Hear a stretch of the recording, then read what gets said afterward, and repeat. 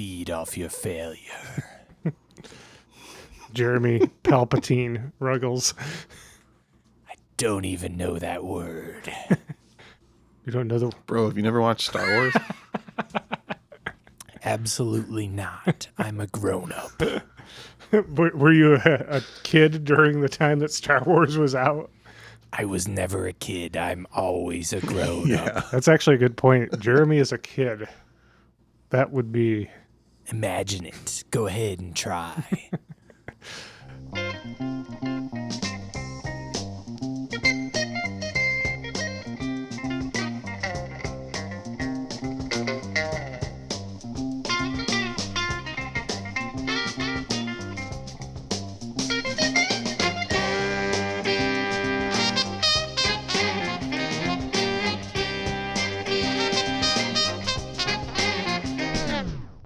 Welcome to I'd Buy That for $1, a podcast about inexpensive, common, and underappreciated records that are waiting to be rediscovered.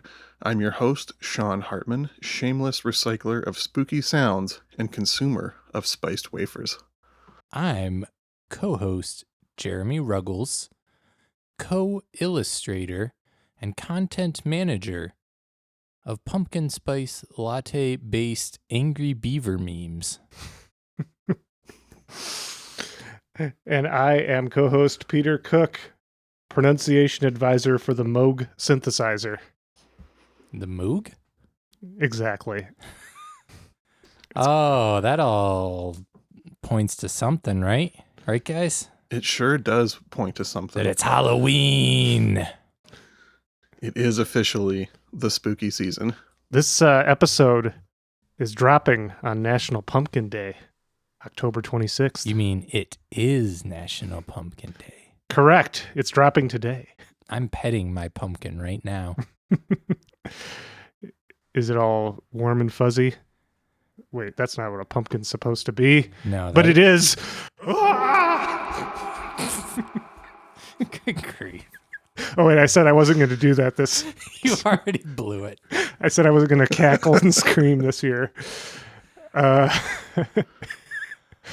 I could have done better with it at least, but that's fine. The look on Jeremy's face was worth it. Sean, you picked the record. I did pick a record. Are you guys ready to get spooky? Yes. Mm-hmm. All right, here we go.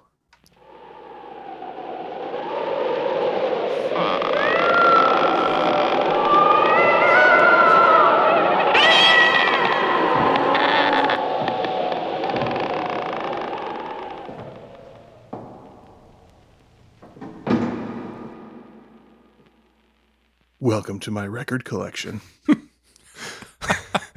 Welcome to your doom. Hey, do you guys remember the early days of the podcast back when it seemed like Jeremy hated like every other record that we brought in? Yeah, are we going to do a return to form with this episode? Yeah, I miss those days, so I brought in a record sure to displease our beloved co-host. What would that be, Sean? This is Beaver Krause, All Good Men. An album, just like last year, with a somewhat tenuous relationship with Halloween culture. But it's a very surrealist album, both the content and the art. And I think that surrealism is a underappreciated element of Halloween culture. Oh. And it does have orange on the cover, right? Yeah. Well, there you go. Fine. Yeah. Counts. Cool. Count it. Close enough. Well, where are we going to start with this loosely tied to Halloween record, Sean? Let's go ahead and listen to track 2, Legend Days Are Over, and we'll go from there.